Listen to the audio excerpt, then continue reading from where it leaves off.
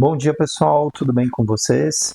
Na aula de hoje nós vamos estudar o balanço patrimonial de 2024 da Dexus Participações.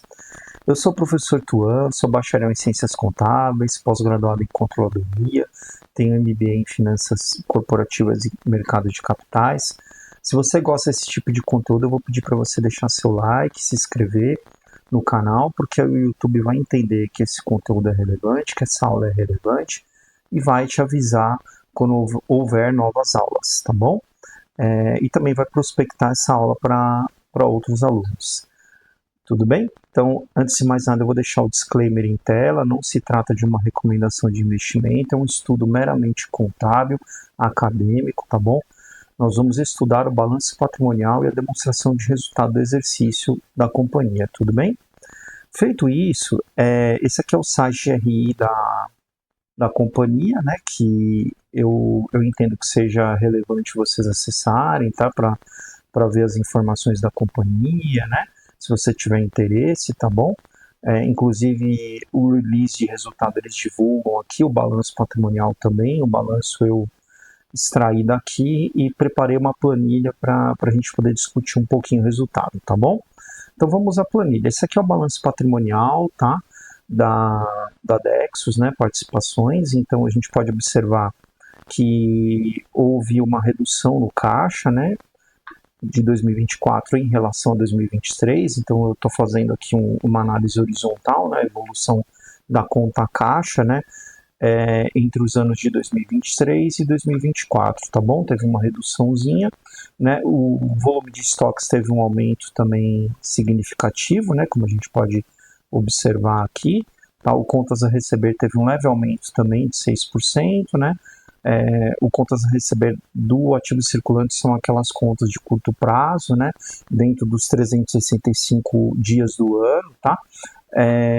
O contas a receber no ativo não circulante também teve um aumento de 3,05, não houve um aumento tão expressivo, tá? Os investimentos também apresentam um aumento de quase 17%, né? Em função da renovação, né, de equipamentos, né? Eles estão investindo na melhoria do processo fabril, tá? E por conta disso teve esse aumento, né? O imobilizado também, por consequência do investimento, também teve um aumento, tá? Da ordem de 18%, né? Em relação 2023 em relação a 2024, tá? E deu um ativo total também de 1 bilhão 462 milhões contra 1 bilhão 557, tá bom?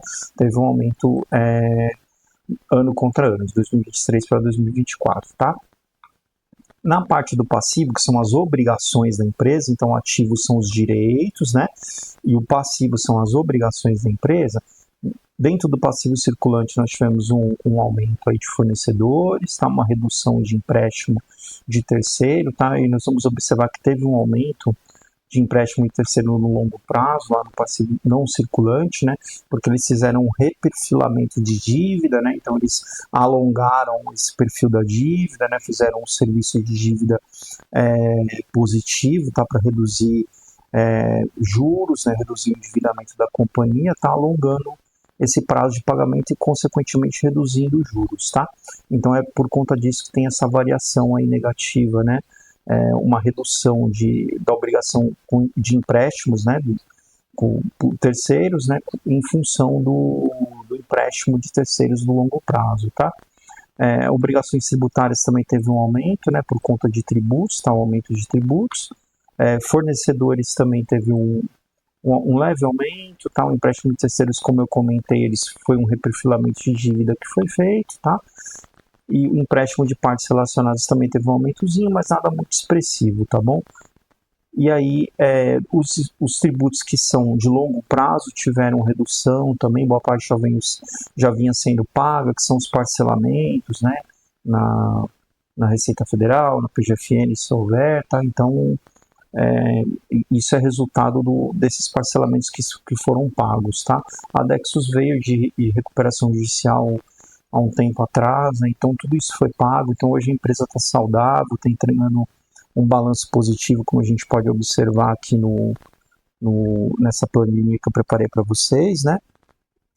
E E aí, o resultado disso vem se refletindo no balanço, que é um balanço sólido, como a gente pode observar, né? E uma demonstração de resultado também apresentando lucro. Tá? Dentro do patrimônio líquido, nós temos um aumento de capital social, né? De 118%, tá? Teve um aumento também de ações de tesouraria, então eles fizeram um programa de recompra de ações, né? E isso tá lá no patrimônio líquido. Tá bom? Ajuste de avaliação patrimonial positivo, que é a participação que eles têm em outras companhias, e as reservas de lucro também teve um aumento insignificante, mas houve um aumento, tá bom? Então esse é o balanço patrimonial da empresa, tá? 2024 comparando com 2023. Indo para a demonstração de resultados, nós podemos notar que a receita com vendas veio praticamente a mesma, né? 2023 contra 2024, teve um aumentozinho de 3,73. A receita operacional líquida, que é exatamente o mesmo valor nesse caso, né? Veio mantendo esse ritmo aí de crescimento, tá? O CMV, que é o custo da mercadoria vendida, também teve um aumento, né? De 4,03, mas assim está em linha com o aumento de receita, então praticamente repassou os custos aí, né? Dando um lucro bruto aí, um aumento de 2,49, de 350 milhões, né? Em 2024 contra 342 milhões em 2023. As despesas operacionais houve um aumento, né? E a gente pode observar que principalmente foi despesa com vendas, né? Então eles focaram bastante na área comercial da empresa, teve esse aumento, a parte administrativa teve uma reduçãozinha, resultado de equivalência patrimonial teve um aumento também, né? E outras receitas líquidas também, despesas líquidas teve uma redução, provavelmente aqui deve ser algum ajuste, né, de resultado, tá?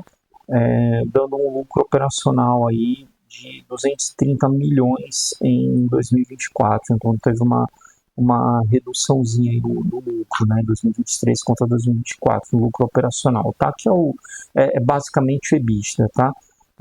Esse lucro operacional é o EBITDA, tá bom? Então você tira daí receitas financeiras, né, depreciação e outras contas que interferem diretamente no EBITDA, no lucro operacional da companhia, tá? Despesa financeira teve um leve aumento, como a gente pode observar, mas foi praticamente compensado aí com receita financeira, então um ajustou pelo outro, tá bom? Acabou tendo aí um leve aumento, né, de 2023 para 2024, tá?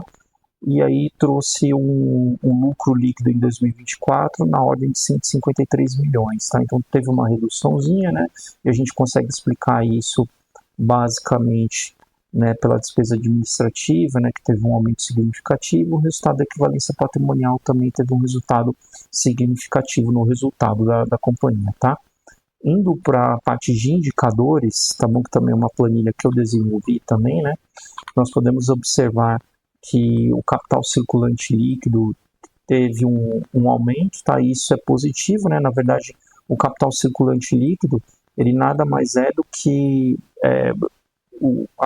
o ativo circulante menos o passivo circulante, tá? Então, ele demonstra que os ativos líquidos superaram os passivos líquidos. Em outras palavras, os bens e direitos superaram as obrigações da empresa. Então, quando esse número aqui apresenta um aumento de um ano para o outro, é positivo, tá bom? Esse índice, na verdade, tá?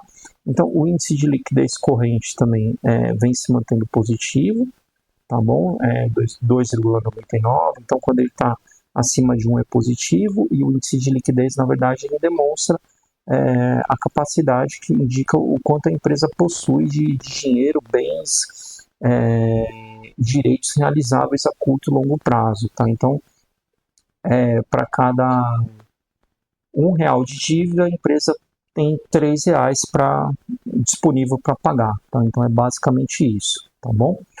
O índice de liquidez seca, né, que é esse próximo indicador, a gente observa também que ele vem com um valor positivo, tá? É um indicador positivo, né? E ele nada mais é do que o resultado entre o ativo circulante menos os estoques, dividido pelo passivo circulante. Então, o número sendo maior que 1, também é positivo, tá? Então, tirando o efeito do estoque, ainda assim a empresa possui R$ 1,96 para pagar R$ 1 de dívida, tá bom? O que demonstra a liquidez da companhia, tá? E o índice de liquidez total, a gente pode observar também que é positivo, 1,60, tá? O que demonstra a solidez da companhia, tá bom? Então eu preparei alguns gráficos para a gente observar, né, que o índice de liquidez circulante de um ano para o outro praticamente manteve o mesmo indicador, né, o mesmo número, tá? Esse índice, né? Então teoricamente manteve o mesmo patamar, tá? O índice de liquidez seca teve uma quedinha, mas ainda assim dentro do limite do que é positivo e negativo, né? Então tá tudo ok, né? É um número que tá compatível, né? E o índice de liquidez total também teve um aumentozinho aí expressivo também, tá? Que a gente consegue observar aqui um ano contra o outro, né? Então, esses são os resultados em termos de índice de liquidez, tá? De eficiência da companhia, tá? Agora, nós vamos para os índices de rentabilidade e lucratividade, que eu também preparei para vocês, né? Então, o que é o índice de lucratividade? O índice de lucratividade é um indicador de eficiência operacional, que revela o valor de quanto uma empresa ou negócio efetivamente ganhou em relação a tudo que recebeu, ou seja, a sua margem de lucro líquida, tá? Então é basicamente isso. Então a margem bruta, a gente pode observar que ela vem com 2 dígitos, né? Ela manteve uma certa constante, né, de um ano para o outro. A margem operacional também teve praticamente a mesma a mesma sequência, tá? E a margem líquida ela sofreu um pouquinho em 2024 por conta daquelas despesas administrativas que a gente observou, né? Mas ainda assim ela vem próximo do patamar de 2 dígitos, que é positivo, tá? O índice de endividamento, a gente pode notar também que ele vem abaixo de 1, tá? O que é positivo, tá bom? Então, houve inclusive uma redução, né, como a gente percebeu, eles alongaram a dívida, então estão pagando menos juros, né, e por consequência o número, esse índice ele tende a reduzir mesmo, tá? Então o índice de endividamento, como eu falei, né, de endividamento geral, é um índice financeiro mais básico utilizado para análise de endividamento de empresa, tá? Ele determina a proporção do endividamento da empresa em comparação com o total do seu ativo. Em outras palavras, o quanto dos ativos do negócio estão financiados por terceiros, tá? Então, é basicamente isso, tá? O índice de garantia do capital próprio, a gente pode notar que teve um aumento, né, de 2024 para 2023, né? E o que esse índice mede, né? Ele mede o quanto há de capital próprio, né, para garantir o capital de terceiros. Expressando qual a porcentagem do ativo total financiado com recursos próprios, tá? E é dado pela forma do patrimônio líquido dividido pelo passivo total vezes 100, tá bom? Então, o número está saudável, né? Então, existe para cada R$ 1 de dívida de capital com terceiros, né? Você tem 1,57 capital próprio, tá? O que é super positivo, tá bom? Então, em termos de balanço, é isso que eu tinha para mostrar para vocês, tá bom? Então a ideia é trazer essa análise de balanço aí a cada trimestre. Então eu fiz um agora de 2024, comparando o exercício de 2024 com o exercício de 2023, e a ideia é trazer isso trimestralmente, tá bom?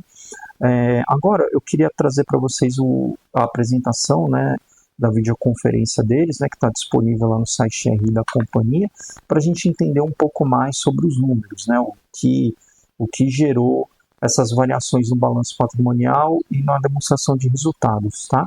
Então, os principais destaques, né, da Dexus, né, no ano de 2024, foi que a Apollo, né, a Apollo Tubos, né, assinou o contrato de financiamento junto à Finep no valor de 97,9 milhões e recebeu a primeira parcela de 45,50 milhões, né.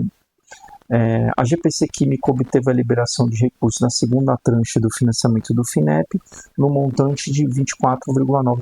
Então você lembra que lá no balanço, né, no balanço patrimonial, o ativo mobilizado ele teve um aumento, né? A gente pode observar isso aqui comparando, né, a conta de 2023 com 2024, tá vendo? Teve um aumento de 18%, justamente por conta disso. Então, eles estão investindo, né, no Parque Fabril, tá? Aí também teve o início das atividades da nova unidade de especialidades química na planta de Araucária, lá no Paraná, investimento de 88 milhões, tá bom? Aprovação do programa de recompra, né, como a gente pôde observar lá no balanço, né? Então, ações de tesouraria teve um aumento, né? Eles estão recomprando ações, tá, da companhia. Então, esses são os principais destaques de 2024. A própria empresa está comprando ações da companhia, tá? E os principais pontos aí do resultado da companhia de 2024 foi um aumento na receita líquida, né, que a gente já verificou, né? A gente já passou pelo balanço, né, já viu isso. O lucro bruto também teve um aumento, o EBITDA ajustado teve uma redução, com margem de 13,8%, lucro líquido ajustado de 144 milhões, tá? A posição de dívida de 15,7 milhões. Ainda dentro dos destaques de 2024, né, nós podemos notar que o EBITDA ele sofreu uma redução, né, do primeiro trimestre de 2024 em relação ao quarto tri de 2024, né? A gente já comentou no balanço, que na demonstração de resultados do exercício, que teve um aumento na despesa administrativa, despesa com vendas, tá? E aí isso gera um impacto direto no EBITDA, tá bom? A parte de investimentos, a gente também consegue notar que houve uma evolução de 2020 em função de 2024, eles intensificaram os investimentos nas plantas, né, na planta química e na planta de aço, tá? E hoje está mais ou menos ali parelho aí entre um e o outro. Você vê que no gráfico de barras está praticamente aí quase a mesma coisa em termos de investimento, tá? A dívida líquida ela vem numa trajetória de queda, né? Como a gente pode observar, de 2019 até agora. Então, em 2019 ela tinha uma dívida líquida sobre EBITDA de 4,1 vezes, agora está 0,1. Ela está praticamente sem dívida, né? Remuneração ao acionista, por consequência, ela mantém uma trajetória de subida, tá? Com payout aí vindo aí da casa de 24% em 2018 para 2024 aumentando para 44%. Então eles estão com um programa de pagamento de dividendo e programa de recompra de ações também vigente. A gente lembra que lá no balanço nós vimos no patrimônio líquido ações de tesouraria aumentando por conta disso, tá bom? No segmento químico, tá? Dentro da GPC Química, nós podemos notar que houve um aumento de volume, tá? E um aumento de receita também, né? Isso em função do incremento de vendas, né, positivo das resinas termofixas. Então, a GPC Química, o carro-chefe dela são as resinas termoquímicas. O que são essas resinas? É aquela cola que usa para fixar o MDF, né, do painel de madeira, aquele MDF que a indústria moveleira utiliza, tá? Então, a GPC Química atende esse nicho de mercado, tá? Então, a Dexus, na verdade, ela é uma holding, como eu disse em aulas anteriores, né? Ela é uma holding que controla a GPC Química e a Apollo Tubulares, que é o segmento de aços, tá bom? Dentro do segmento de aço, agora já olhando para a Apollo, né? Nós podemos notar que também houve um aumento de volume, né, de produção e um aumento também de receita, tá? A Apollo Tubulares entrou no segmento de materiais para painéis fotovoltaicos, né, que são aqueles painéis que as empresas geradoras de energia elétrica utilizam. Então a indústria compra o aço da Apollo e produz esse painel fotovoltaico e vende para geradores de energia elétrica. Então eles entraram nesse segmento, que é um segmento super resiliente, tá bom? O EBITDA, ele teve um aumento, né, quando você compara de 2023 para 2024, né? Só que quando você analisa o balanço patrimonial, né, de 2023 para 2024, quando você vê a demonstração de resultados, né, teve uma queda, né? Isso influenciado pelo menor preço líquido médio, né? Do preço médio do aço acabou interferindo no EBITDA, mas nada muito preocupante, tá bom? Os destaques operacionais da Dexos. Aí quando a gente olha o consolidado, né, a gente pode notar que teve um aumento aí de receita bruta, né, quando analisado o quarto trimestre de 2023 em comparação com o quarto tri de 2024, e um aumento de 3,3% quando analisado o balanço de 2023 e 2024. Tá bom? A receita bruta consolidada no exercício de 2024, ela ampliou em 3,3% devido principalmente ao aumento de 11,6% no segmento químico, impulsionado pela expansão de vendas de resina termofixas, como a gente comentou, né? E indo para os destaques operacionais também da Dexos, né? A gente pode notar que aqui eles abrem por segmento, né, o percentual do lucro bruto, tá? Então, ainda assim, a gente vê que hoje o mix está mais ou menos equilibrado, né, entre o segmento químico e o segmento de aço, tá bom? Hoje a empresa equalizou bem isso, né? E durante o exercício de 2024, o lucro bruto registrou um incremento de 2,5% em comparação ao ano de 2023, principalmente devido ao segmento químico, que foi impulsionado pelas vendas de resinas, né, termofixas, né, para os painéis de madeira em MDF, tá bom? Indo agora para o destaque operacional da empresa, a gente pode observar que o EBITDA ajustado ele veio apresentando uma certa constante, né? Então, teve uma queda de 11,1%, mas nada muito preocupante, tá? Então, a empresa ela vem mantendo um balanço sólido e saudável, como a gente pode notar. A alavancagem da Dexos também vem no mesmo ritmo, uma trajetória de queda, né? Como a gente viu no slide acima, né? Nos slides acima. Então, a posição de caixa da Dexos é uma posição sólida, né? Em face da dívida que precisa ser paga. Então, o custo médio da dívida está 9,3% ao ano, com prazo médio de quase 5 anos, e 76,1% está em longo prazo. Nós vimos isso no balanço patrimonial, onde empréstimos com terceiros no longo prazo teve um aumento, eles fizeram um reperfilamento de dívida, então foi em função disso. Tá bom? Os investimentos, a gente já sabe que eles estão investindo, né? A gente consegue observar isso claramente aqui nesse slide. Aí depois ele fala um pouquinho da governança corporativa, ESG, ambiental. Esse é o estudo do balanço patrimonial, né? E da demonstração de resultado do exercício da Dexos. Eu espero que você tenha gostado desse novo formato, tá?